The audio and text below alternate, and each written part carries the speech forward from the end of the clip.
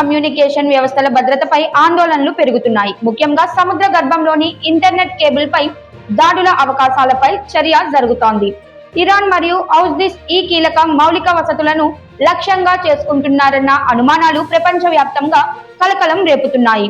ప్రస్తుతం మధ్యప్రాచ్యంలో ఉద్రిక్త పరిస్థితులు కొనసాగుతున్న నేపథ్యంలో ఈ అంశం మరింత ప్రాధాన్యత సంతరించుకుంది.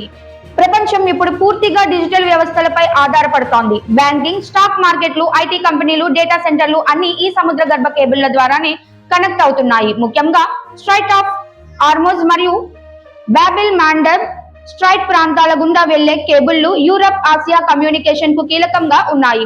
ఈ కేబుళ్లకు నష్టం జరిగితే ప్రపంచవ్యాప్తంగా ఇంటర్నెట్ సేవలు నెమ్మదించడం మాత్రమే కాకుండా కొన్ని ప్రాంతాల్లో పూర్తిగా అంతరాయం ఏర్పడే ప్రమాదం ఉందని నిపుణులు హెచ్చరిస్తున్నారు.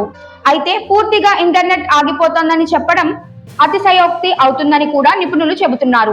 ప్రపంచ డేటా ట్రాఫిక్ కు అనేక ప్రత్యామ్నాయ మార్గాలు ఉన్నప్పటికీ కీలక కేబుళ్లు దెబ్బతింటే భారీ స్థాయిలో ఆలస్యం, సేవల లోపం తప్పదని అంటున్నారు.